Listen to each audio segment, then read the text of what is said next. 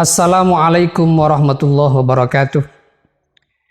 Bismillahirrahmanirrahim. Alhamdulillahirabbil alamin. Wassalatu wassalamu ala asyrafil anbiya'i wal mursalin. Sayyidina wa habibina wa syafi'ina Muhammadin wa ala alihi wa sahabatihi wa man tabi'a sunnatahu wa jama'atah min yaumina hadza ila yaumin nahdati waddin. Subhanaka la ilma lana illa ma 'allamtana innaka antal alimul hakim. Para insan yang dimuliakan Allah, generasi muda yang berenergi dan berbahagia.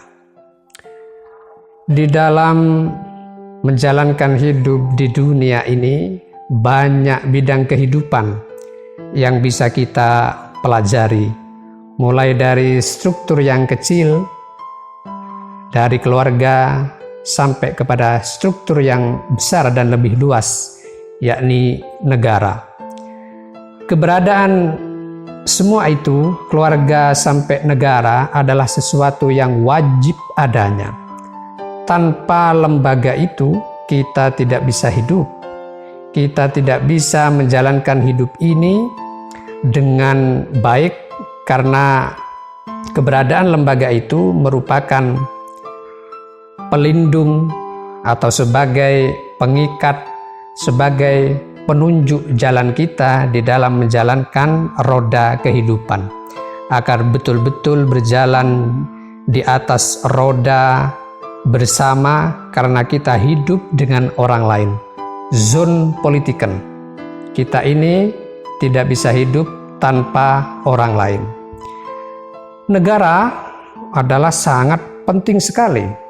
Tanpa negara, kita akan diganggu oleh orang lain. Dengan adanya negara, kita bisa aman, kita memiliki pelindung, baik pelindung hukum, pelindung sosial, dan pelindung yang lain yang menjamin kehidupan kita setiap hari. Oleh karena itu, Islam sangat memperhatikan dan sangat membahas tentang negara. Negara ini, sebagaimana yang kita ketahui, di dunia ini bentuknya ya dua, republik dan monarki. Kalau tidak republik ya monarki, kalau tidak monarki ya republik. Dan kita ini termasuk negara republik. Nah, kalau berbicara sistemnya itu bisa bermacam-macam nanti. Ada yang namanya sistem demokrasi.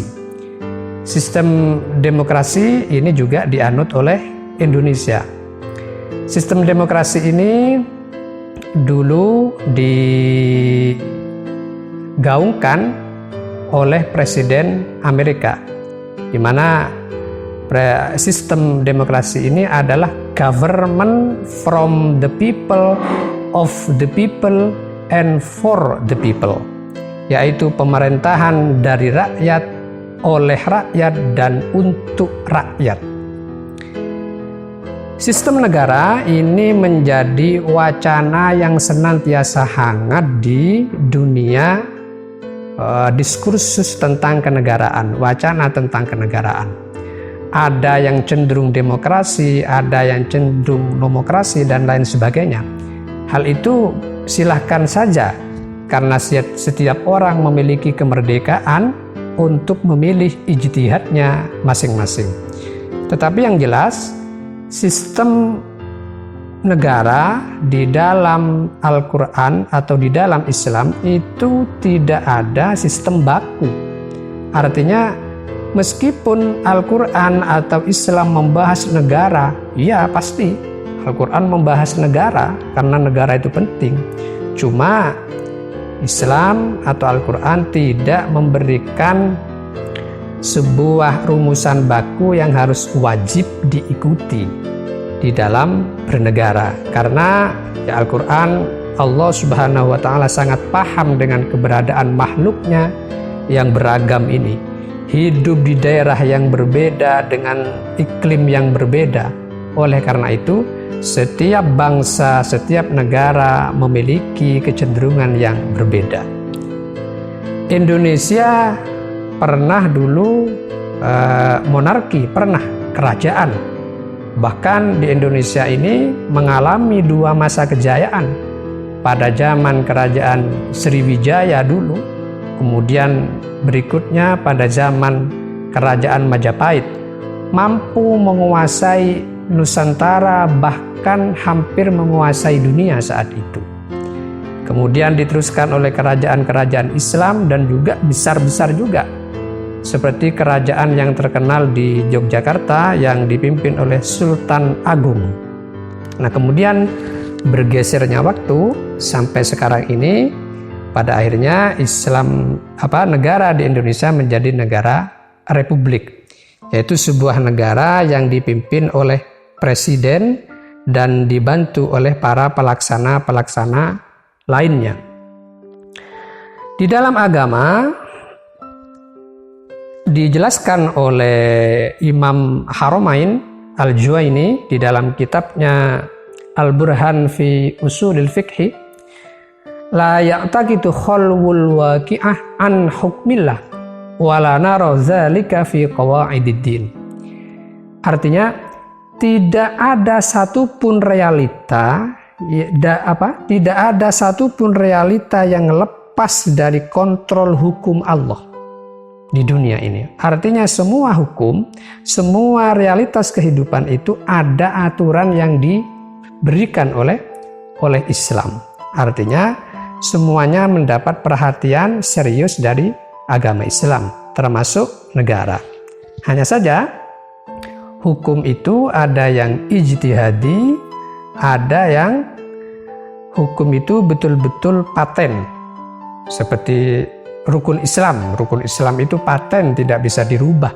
Dari syahadat sampai haji itu adalah paketan wajib yang tidak ada pembahasan di sana. Ya wajib, tidak ada ijtihadi. Nah, kalau negara ini tidak diwajibkan oleh Allah, silahkan memilih sendiri sesuai dengan kecenderungan bangsa atau daerah yang ada di daerahnya masing-masing. Oleh karena itu, pembahasan tentang negara di dalam Islam ini sampai sekarang masih belum selesai, dalam arti karena memang pembahasan tentang negara ini adalah ijtihadi. Oleh karena itu, tidak bisa kita memaksakan sebuah pendapat bahwa sistem negara ini wajib. Misalnya sistem republik wajib, sistem monarki wajib, sistem khilafah wajib, sistem daulah Islamiyah wajib. Tidak bisa seperti itu. Al-Quran tidak ada satupun ayat yang berbicara tentang rumusan baku, blueprint tentang sistem negara yang harus diikuti. Kalau Al-Quran bicara negara, ya jelas. Justru negara itu menjadi pembahasan yang sangat menarik. Al-Quran memberikan kisah-kisah menarik tentang keberadaan sebuah negara di negeri-negeri yang pernah ada zaman dulu. Ada kerajaan sebuah negara di Yaman sana yang terkenal dengan ratunya Ratu Balqis, yang kemudian di dalam Al-Quran digambarkan sebagai negara baldatun thayyibatun wa rabbun ghafur. Ada juga Allah menceritakan tentang negaranya, yakni kerajaan Nabi Sulaiman. Semuanya diceritakan. Negara yang baik diceritakan, negara yang mengalami kehancuran juga diceritakan di dalam Al-Quran. Tetapi Al-Quran tidak pernah berbicara dengan sistem baku di dalam Al-Quran.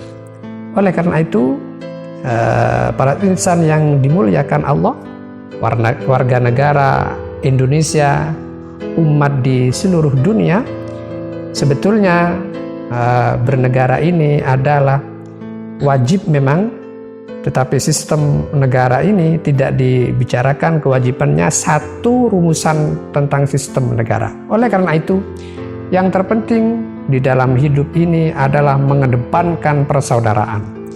Persaudaraan ada bermacam-macam, ada persaudaraan senasib, senasab, ada persaudaraan seagama, dan ada persaudaraan sesama manusia.